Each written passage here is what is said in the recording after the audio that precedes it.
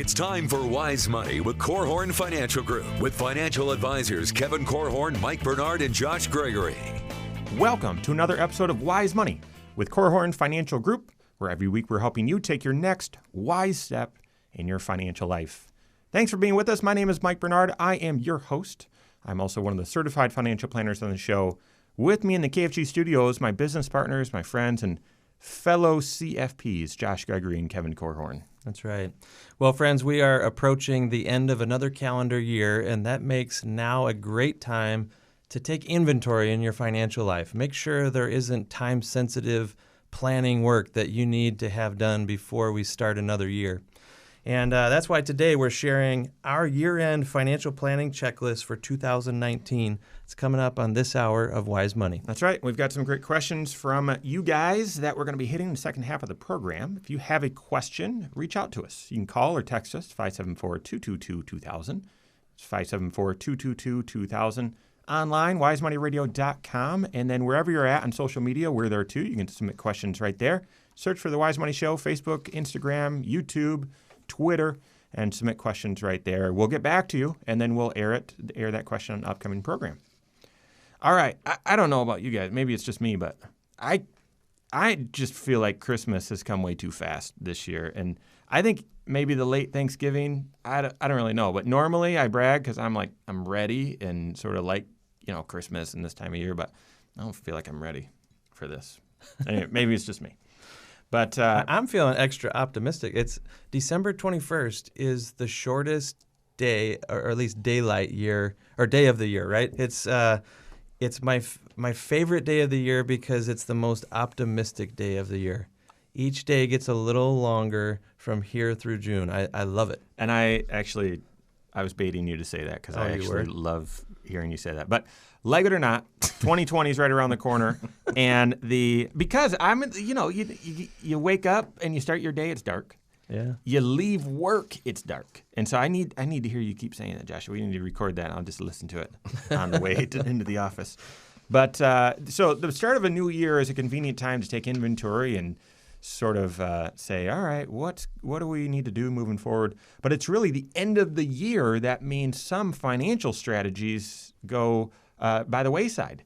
And so what are those financial things that in this hustle and bustle time you need to at least consider and say, okay, should I do that? Should I not? Because they expire after 12/31. We're going to talk about our top 5 and then any others to make sure you're on top of it this year. The first one we talk about a lot, and that is, should you do a Roth conversion? That's right. You have a strong deadline. It has to be done in this calendar year. Otherwise, it will count for next year. I feel like, November and December is the perfect time to be assessing this in the context of a tax projection. Because what you're trying to determine is how much money should you pull out of a traditional IRA, move it into a Roth IRA, and you're going to pay some tax, or at least count that as income on this year's tax return. You need to know, what's the sweet spot? How much should you be considering on this type of a maneuver? Yeah, and specifically, who are we talking to? I'm talking to the adult child who's taking care of mom and dad aren't paying any taxes or very little, but they have an IRA. Mom and dad need to be looking at it again. If we're defining winning the game, mom and dad need to be looking at how much tax should I be willing to accept at the lowest possible rate over my lifetime. And certainly, and we've talked about this as well, if I live in Michigan and I can pull money out of a retirement plan without paying state taxes, will the beneficiaries of these accounts pay state taxes? So this is we want to create the greatest arbitrage play possible as it relates to tax planning opportunities. Just a reminder, Roth conversions, they need to be done by the 31st. You can't just send an email on the 31st and say, "Hey, do this for me." It's got to be done, and there's no undo button like there used to be. this recharacterization idea, which you didn't even know was an idea because technically it's not even a word. You type that into Microsoft and there's a red Doesn't squiggly believe line you. under it. That's right. But it used to be a real thing where you could say, oh, I look at my tax return from that Roth conversion I did last year. I don't like it. I didn't mean to do that or didn't mean to do that much. You can undo. Not anymore, folks. So once it's done and the calendar year is over, it's done. So you need to look at how much tax you plan on paying this year, what your tax bracket is, and if you've got pre-tax money, you got to consider doing a Roth conversion. A couple other quick things with this. If you're in the 22% tax bracket and you'd say, well, that's the third step up, third step. Listen, that's cheaper than it was a couple years ago. Mm-hmm. That's cheaper than the 28% tax bracket a couple years ago. So I don't know. These tax rates are pretty favorable. And that it doesn't matter what tax bracket you're in. Although I would say if you're in the 10 or 12% bracket, there's a higher likelihood that you could pay tax on some of your IRA money today and avoid potentially higher tax rates in the future. But that ultimately is the real question. It's, can you move money from the IRA to the Roth, pay a lower tax now than you would have otherwise paid if you just waited until you got to retirement? So when, Kevin, you were talking about Roth conversions for mom and dad, that just made me think of another deadline here, and that is your required minimum distribution. You've got until 12/31 to take that required amount out, and it's okay if you forget to do it. It's only the stiffest tax penalty in the books. Yeah. The penalty's 50%, and you still have to pay the tax. So don't forget to do this. And for mom and dad, where you've been doing it and it's probably automatic, no big deal. If you inherited an account from mom or dad or someone else, you've got to do it too. Right. So Mike's talking to two different groups. The folks that are 70 and a half that have retirement money, IRA money, let's call it traditional IRA money, or 401k money. You've got to take a distribution from that money.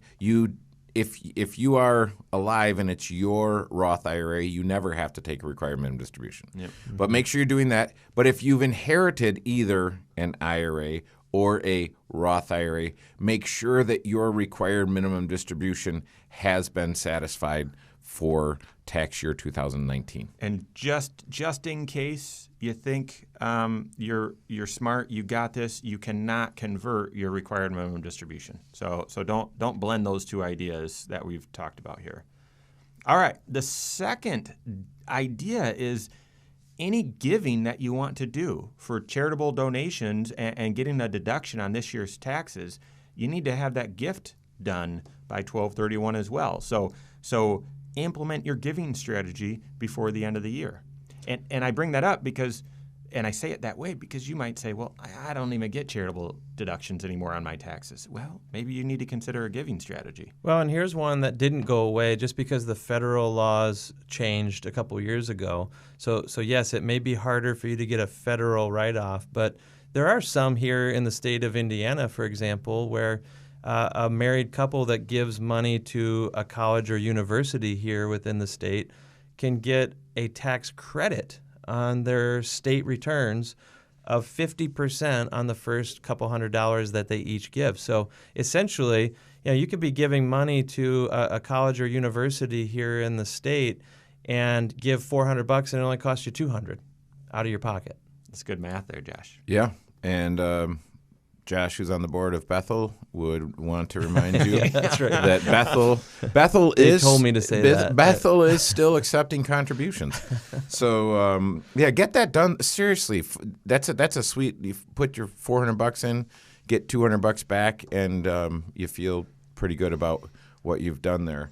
And the other thing that I would consider is if you are 70 and a half or older, and you have an IRA, consider giving money directly from the IRA directly to the church, to the university, to wherever, because that money therefore never shows up on your tax return. And that you can do with your required minimum distribution. That's right. In fact, it has to be your required minimum distribution for it to work. It's called a qualified charitable distribution, and that's a good thing to take advantage of.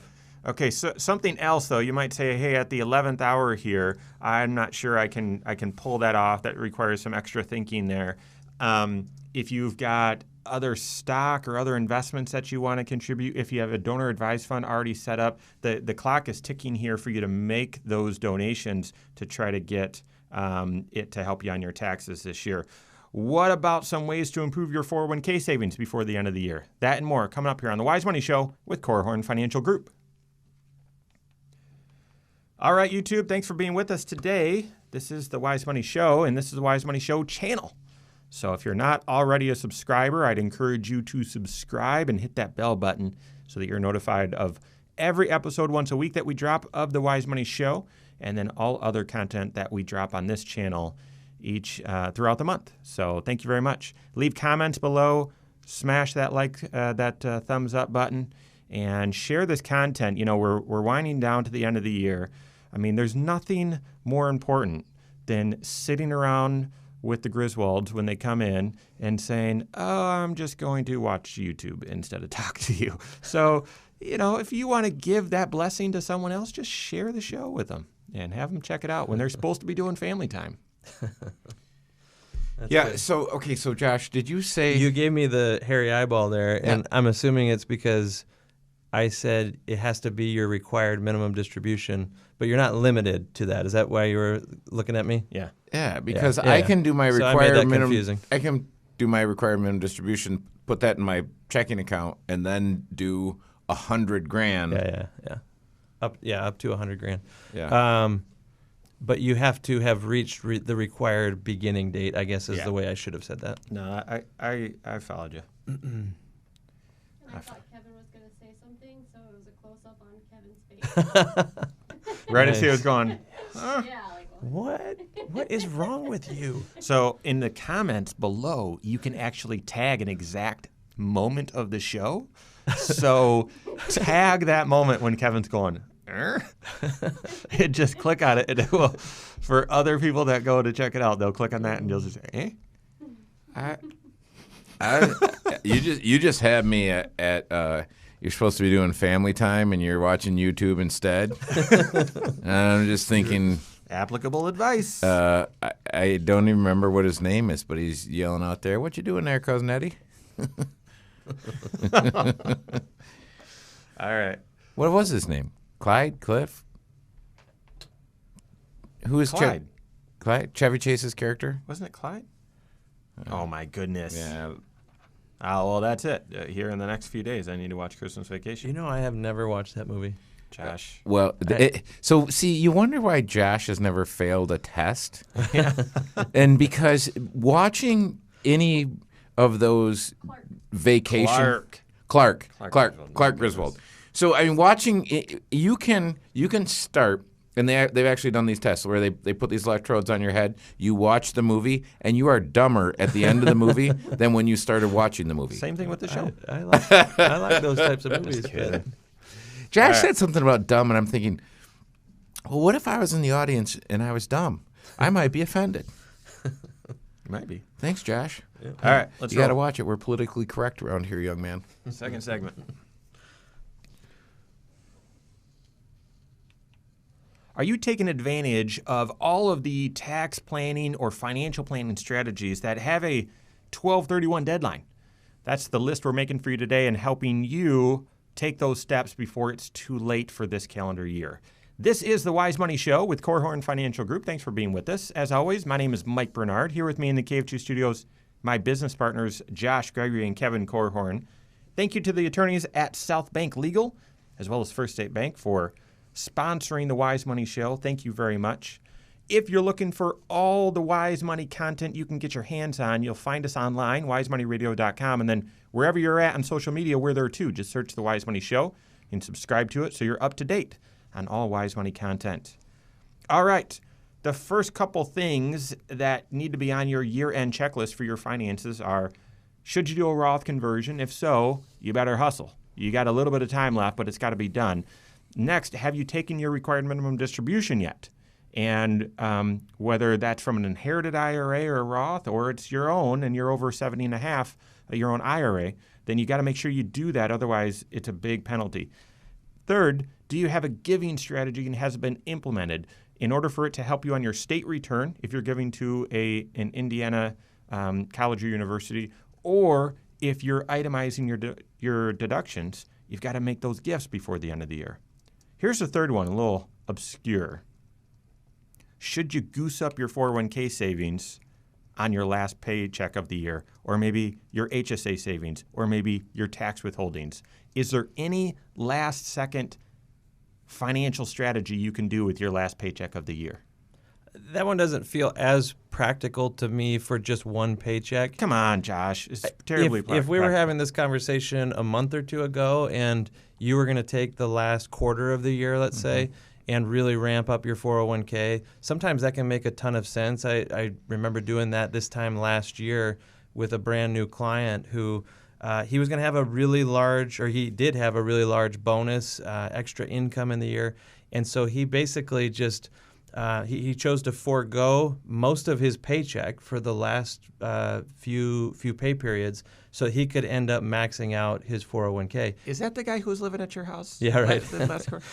Yeah, that's hard to pull off, right? You got to have cash in order to replace that paycheck. But I'm more of a fan personally of, and I thought this is where you were going, if you know because you've done a tax projection for the year that actually you came in too low on the amount you're having withheld from your paycheck for taxes, or maybe you missed some opportunity to really max out a 401k at work, well, don't let that same mistake spill over into next year. And go ahead, make the change now, even though it will only take effect for this last pay period maybe. But you're setting yourself up potentially to get a better result next year. So I wouldn't disagree that if there's some end-of-year planning that needs to happen with your paycheck, the earlier you do that, the better. But there is still time. I mean, if you do have a bonus coming in the last week of the year, you could make the decision to say, yeah, that bonus, it could go into that new flat-screen TV, or I could avoid tax on it and have it go into my 401k or HSA. So there still might be time. I am supporting Mike in his campaign to become voted least favorite person by the payroll department / HR department. But here, so Could stop that least favorite person. of 2019. I was thinking, my son Joshua just won Soldier of the Week, and I'm thinking, what would the opposite of Soldier of the Week be? Because Mike is going for it. There you go. But no. But so Joshua, as usual, is right. Our Joshua here in the studio, he's right. He is right. You wanted to be doing this 401k, cram it in a couple months ago. It might be a tricky maneuver. But if you are, for instance, a business owner or an executive of a smaller corporation where you are more nimble, there could be a special pay where you say, hey, listen, instead of taking my bonus a certain way, just do a paycheck for me and withhold all of it into the 401k. So there are some ways, depending on the structure of the business and the organization. The other thing that I would think about, and this is this creates a little bit of complexity, but if you know for sure you are going to have an unusual event, there was a windfall that happened this year, whether it's a bonus, whether I don't know what the event is, but your tax situation is going to be different. You're going to owe a bunch of money in taxes, and it's possible that you are going to have underpaid. I've seen this in situations where there was a business that was sold, and the windfall caused a pretty dramatic penalty. Right. So one of the ways that you can avoid this is you can pull money out of your IRA, have it withheld for taxes. The federal government looks at this, as the state does, as if that money was paid in equally throughout the year. So that helps, because it's very different than writing a check for an estimate. Yeah. So I pull money out of my IRA, have it withheld for taxes, and then, depending on my age, I either let that go and be part of my strategy, or within 60 days, I pull money out of a different pocket and replace the money I took out. So that pulling money out of the IRA and withholding. Love that strategy. We do it a lot for folks here at KFG this time of year. When do you need to have that done? Well, you have to have it done before the end of the year. That's right. And it's confusing because you say, well, wait a minute, I don't have to have my fourth quarter estimate done until January 15th. Well, if you pull money out of your IRA and have it withheld after January 1st, it's January 1st or after, it's going to count in the calendar year in which that event took place. That's right. Yep. Great idea. Fourth, this one might be – oh, go ahead. No. So were you going to say something about HSA contributions? Yeah, but until Josh told me I was wrong. Well, okay. I hurt your feelings and you went silent No, there. you huh? didn't. No, you didn't, Josh. But guess who's not getting a present this year? You know, one of the cool things about an HSA, though, we've talked in the past about how there's more than one way to get money into an HSA. You can, as Mike was bringing up, you could beef up the contribution that comes out of your paycheck. I said goose up. You said goose up. Okay. I prefer red meat. Oh, okay. Or the other option is write a check, right? And you can actually do that even into next calendar year. You have a little bit of extra time to maybe max out a health savings account for 2019. This one might be a little late, but hopefully you've already done it. There's a deadline to pick your employee benefits for next year, and so if that window is still open for you and you haven't intentionally decided what benefits apply and which ones you want to use for next year, I'm assuming that deadline, if it hasn't already passed, it's coming up very quickly. You've got to decide what you're going to contribute, and that sort of ties into the fifth idea or sixth idea, which is set up right now your automated savings for 2020. So if you have an idea of I want to be saving even more into my 401k next year, well, you could, I guess, make that change in February or March or June. But if you want that to apply for every paycheck starting in 2020 and going throughout the entire year, I'd make that change now. Honestly, I'd encourage you. What's stopping you from going and logging in right now to your 401k online and increasing that contribution by 2%? I would just do that now. It takes effect for the whole year. Absolutely. And I was thinking the same thing there when you were talking about electing benefits. There's some benefits that that ship has sailed. I can't go back and elect a different health plan or elect a different amount of company paid life insurance or what have you. But I can go in and make sure that when I'm logging into my 401k or 403b, whatever I have, I can make sure that the rebalance election has been selected so that my account is getting rebalanced. I can make sure that my beneficiaries are elected, and I can toggle back and forth between traditional or Roth contributions, and I can go in and move the needle just 1 percentage point. So if I'm putting in 5% because my company's putting in 4% and it's a safe harbor plan, that's 9%. I would say, hey, take the 5% that you're doing and bump it 1%. You'll never miss it. Yep. And if you're listening and you have access to a computer right now, just do it. Yeah. There's a little bonus content I'm going to share during the break on the YouTube channel about that. And then we're going to wrap this up. What else should you do in your financial life before the end of the year? And then a great question from Tom from South Bend. That and more coming up here on the Wise Money Show with Korhorn Financial Group. Okay, so one of the books that I think all three of us have read this year. Oh, that's another one. We were talking about things with a deadline. I'd make a list of the books that you want to read for next year. And I'd put on that list Atomic Habits.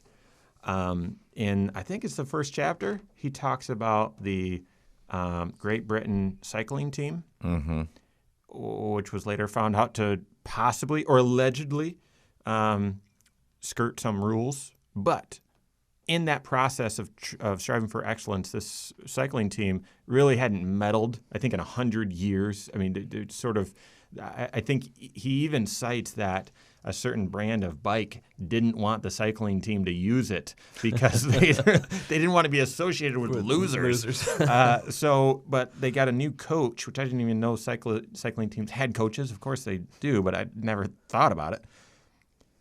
Set out to improve everything by 1%.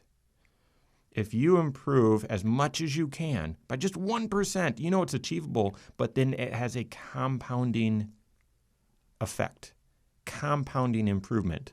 So I love that applied to your life, and the area of your life that I get to influence is your financial life. But, I don't want to pigeonhole. So work on improving your marriage 1% this upcoming year. Improve your relationship with your kids 1% this upcoming year. Build more skills that can be applied at work 1% this year. Do more in your financial life by 1%. Donate more, contribute more, serve more, volunteer more to the causes you care about or at your church 1% more this year. And if you get on that track for your life, that compound improvement over decades, you'll be the person that inside you want to be. Right? And I'm talking to myself, so I'm going to watch this later. So That's good. Okay. All right, third segment. Okay, so where are we? Let's wrap up any other things that, and I'm assuming you guys have a few that you should do before the end of the year, or even if it's again some cheater ones that, well, there's really not a firm deadline here, but I handle this at the beginning of the year or at the end of the year, and then we'll get into Tom's question. Sound good? Mm-hmm. All right. If you have the option, number one, if you have a pension, period, but if you have an option to take that pension lump sum, should you do it? In the wake of all the uncertainty that's going on, should you do that? We've got that question we're going to hit in just a second.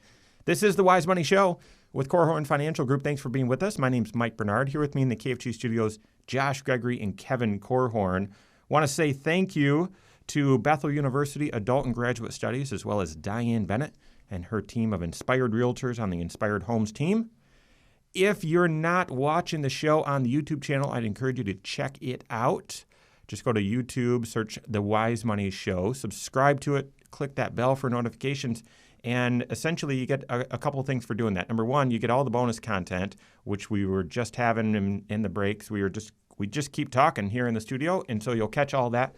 Number two, you'll catch other videos that we post throughout the month, whether it's on how to prepare for a recession or the best way to budget, all those sorts of things you get there as well. And you have the opportunity, it's another way to leave comments, leave questions. So I would encourage you to go there and do that. Hit that like button, share it to friends that you think need to see it as well. All right, so before we transition into listener questions, what else? Is there anything else that you guys would say, hey, you've got to do this before the end of the year, by the end of the year in your financial life? Well, one of the popular tools that we're often bringing attention to on this show, especially for those of you who live in Indiana, is the 529 plan. And if you've set it as a goal to help your kids or grandkids with college expenses at some point out in the future, this is an amazing tool because it gives some great tax savings that, quite frankly, most states don't offer. It's a pretty lucrative deal here in Indiana. The first $5,000 that you contribute to the Indiana 529 plan could make you eligible for a 20% credit. So, in other words, $5,000 into the account for your son or daughter, grandchild, and you get $1,000 off your tax return as long as you've got at least that much tax on the return. Yeah, it's got to be done before the end of the year, though, so not a lot of time. Right. And am I remembering correctly that it can't be postmarked by the end of the year? It's got to be in the account. That's right. So really think by Christmas that thing's got to be in the mail. Yeah, and I think we all operate a little bit better with a deadline. So I would set myself a deadline that by the end of the year, I'm going to carve out some time to sit down with whoever it is that my finances are intertwined with, my spouse, my fill in the blank. If you're single and your folks are helping you with your finances, sit down with them, have them help you. But I would really get great clarity on what it is I'm trying to achieve in the year 2020, and I would start. 2020 is a blank canvas. I would start to paint on that canvas now. Absolutely. We did an entire show about year-end tax planning. And, I would give that one honorable mention as well. If you haven't already begun building a tax forecast for what this year's return is going to look like, you still have a couple weeks, right? You still have a little bit of time to maybe crunch those numbers with the help of your certified financial planner or your CPA. But it's important for you to know how this year is going to end and also begin turning your attention to next year. Because what if next year is just going to be that different in your financial life? And you need to make adjustments January 1, not discover the adjustments that need to be made sometime in April or May when part of the year has already gone. If you don't have your meeting scheduled with your CFP on the books right now, I'd encourage you to get that done as well. And that's not a shameful plug here, because at Corhorn Finance Group, we work as a team. We have got a team of advisors that all work together. We can't serve everyone, though. And so we're happy to help. But at the same time, if you have another CFP, you got to have that on your calendar, because if I can just take a step, 2020 should be the year of clarity, right? 2020 vision. And so your certified financial planner should be bringing clarity, confidence, and creativity to your financial life. And as Kevin often says, even calm as well. They should be bringing calm to your financial life. Yeah, and again, a lot of times when when I'm in a social setting, I don't like to let people know what I do, because they say, "Oh, so what do you do?" You say, "Well, I'm a financial planner," and they're like, "Oh, okay, I'm going to go get some more punch," or "Oh, I've got one of those." I'm like, "Sweet, as you should." I would hope everyone does. I believe that everyone should have a financial planner, but make sure you have a financial planner, not just an investment salesperson. Not someone that just focuses on one area of your financial life. I can't tell you how many folks I've worked with in the past year that came to me that already had a relationship with a different professional, but that professional wasn't doing financial planning. But in their mind, they're like, "Well, I got a guy, I got a gal, so I'm good." And you're good if they're looking at the 6 areas of CFP: present financial position, protection planning, tax planning, investment planning, retirement planning, estate planning. If they're addressing those 6 areas of your financial life, you should be good. Formally, in a formal process, right? Not just kind of touching on them when you ask. Correct. Yeah. Leading you right. through those areas. Right. All right. Well, there you have it. Let's transition to questions from fans of the show. We've got the first one. It's a great question here from Tommy, 63 from South Bend. My company has a pension plan. Bravo. That's great. So my company has rare. It's very rare. Company has a pension plan that I can take a lump sum or draw it out monthly in a variety of different ways. With all this talk about pensions freezing, is it wise to draw it lump sum? If I remember correctly, Kevin, we did a case class about some new folks you've been helping that had a similar situation earlier in the year. Mm-hmm. Yeah, and they were really, up until about a week before we sat down to go over this, they were thinking, "Hey, I've got great confidence in the company. I worked there for 30 years. Everything I've read about the pension fund says it's fully funded." And it's so the week before we meet, they read where the funding, there's a funding issue with the plan. And so it's not one of these scenarios where because with a pension fund, there's actually a fund manager, and so the managers make choices and selections on how the funds get invested and managed for the benefit of the pensioners. That's right. I think the question is sort of, it's a financial planning question, but the more I think about it in today's world, it's sort of, do you want to see the investment volatility or do you not want to see it? Mm-hmm. It used to be, do you want to live with the investment volatility or not? But the truth is, you're going to live with it either way. If those investments do poorly, guess what? You're going to receive a notice saying, "Hey, your pension has been cut or it's been frozen or whatever." So no matter what, you live with the investment risk. It's just, do you want to see it? And you wouldn't necessarily believe that, but in 2009, I had a client that was receiving about $3,000 a month. And in May of 2009, got a letter and said, listen, we had a choice whether to shut down the pension fund altogether or reduce the monthly payouts. And we've elected to reduce the monthly payouts. We will let you know in September via a letter what you're going to be receiving. And he got a letter in September saying, hey, the $3,000 we've been sending you is now going to be a little less than $2,500 a month. Wow. That's everyone's nightmare scenario. Well, you don't think that can happen. Yeah. You think, no, a promise is a promise is a promise. And if I've been told $3,000 is my number based on what I made and my years of service, et cetera, that's what I'm going to get until I die.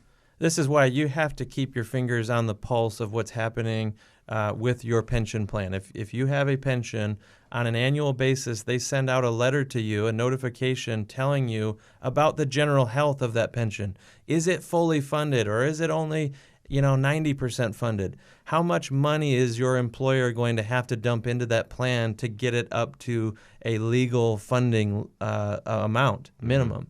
And you want to be aware if things are trending in the wrong direction, that could have an impact on how much confidence you have in the pension and ultimately what's the right decision for you at retirement. Yeah, or is Ken Fisher helping your pension fund manage some of that money? Jeez. All right, so there's a little bit more here I want to break down so those of you in a similar situation can look at this from all sides. And then another great question here from Jenny. So we've got that and more coming up here on the Wise Money Show with Korhorn Financial Group. All right. So that person who they had already started receiving $3,000 per month for years, and it got cut. Right. I mean, that's. But remember, that's the same time when we said, well, no, cash is cash. But we're saying a money market fund. Right. You know, a dollar is a dollar. Never loses money, right? Right. Yeah. I mean, all of the things that we had held true and said, well, this is how it works. Mm-hmm. We just got schooled on, no, it's not how it works. All right. You guys ready? Well, let's just bring this back up. Any final comments? Then we'll transition over to Jenny. Because I think there's a little bit more we could say about this choice. Okay.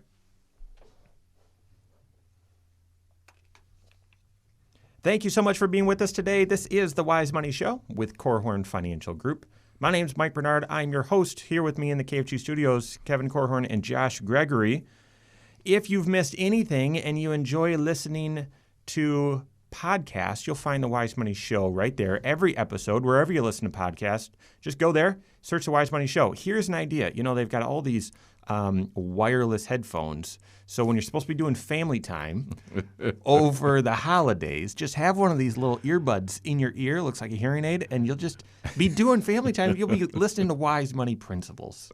Just find us on podcasts, The Wise Money Show. Rate the show, rate that joke, and leave comments as well. Failed. Yeah, and when your family kicks you out, go sit in Mike Bernard's living room. Yeah. I'll be doing the same thing. I'll have it. All right. So Tom asked a great question. He's 63 from South Bend. Hey, my company has a pension. We can take it lump sum or draw it out monthly. Should we take it lump sum because of all these risks with pensions? And what else would you add to that? Well, I guess I would just make the comment that this is becoming a very, very frequent question. You know, it seems like on a regular basis we have clients that are being forced to make a decision. They had thought for years that they were just going to reach age 65 and turn on the faucet and here comes the income. And now just a few years before it's time, their employer is saying, okay, you have a choice. You can either start taking a lump sum or take a lump sum right now, which we would recommend that you would roll that over to a traditional IRA so that you don't get clobbered with a whole bunch of taxes all in one shot. And you've got a whole bunch of flexibility as well with that, yep. Right. Or some pension companies are transferring the whole thing to annuity companies to fulfill the obligation. The point is you're being pushed into a decision point. And in my opinion, the best way to address this or to come to a conclusion is within the context of your financial plan, specifically that segment of your financial plan that we call the retirement projection.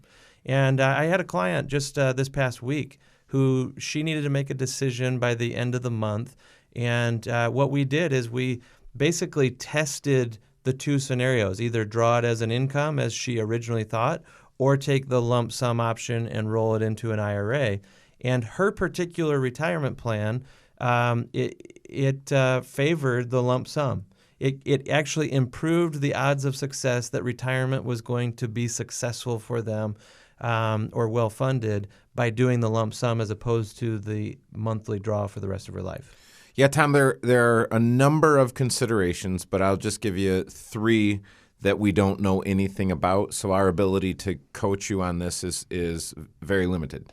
One consideration is, do you have a spouse? So is this a payout that you could take over your lifetime or 2 lifetimes? Because if you're a single guy, Tom, and you die, that it's quite possible that stream of income would die with you.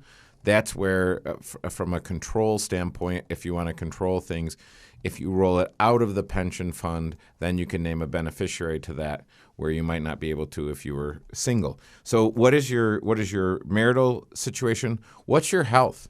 If you are a picture of health and you say, hey, listen, I come from a long line of long livers and I might live long, then you might consider doing Good one, Dr. Seuss. you might consider doing the payment Right. stream. Now, then that ties into the third one, which is, well, what kind of payout rate are you getting from the pension fund? So you might say, hey, I want a payout, and we've done this for clients. We've analyzed this, and we've said, hey, there's no way we can buy you a stream of income outside of the pension fund that would match what the pension fund will give you. But we've also seen the stream of income from the pension fund is kind of anemic relative to that lump sum. Yeah. So take that money out and let's create your own stream of income. And that was the scenario that I ran into just this past week, where the lump sum was just such a good deal compared to the little bit of income. And you never know. Until you crunch the numbers, until you analyze it, there's no one-size-fits-all decision when it comes to pensions. You know, one other thing I'd consider is when you're doing that retirement projection, that retirement plan as part of your overall financial plan that Josh mentioned, if you find out that my other income sources are enough, I mean, we're going to be able to live comfortably on these other income sources, Social Security, and maybe your spouse has a small pension as well, or there's some other resource you say, no, we're fine. Well, if you turn on a monthly income stream from your pension, all that really means is more taxes, and you don't have any control over those taxes. I think there's a guy, JG, who's made a living off of saying, you want control, give me my money now, that sort of thing. And so if you don't need the income stream because you've got other income streams that are satisfactory, I'd take that lump sum, and then you have great flexibility over when you pay the taxes. You can do Roth conversions, you can draw money out, you can draw lump sums out for that new car or whatever. You've got choice. So it does give you a lot more choice, and you're right, Mike. If you turn on a fixed stream of income, there's no way you can make an adjustment to that. Right. There's no way you can say, hey, listen, we just inherited some money, and we don't owe any taxes on that, so we can take that money and live on it and stop the pension fund. You can't if it's coming from the pension fund. You could if it was a stream of income coming from your IRA.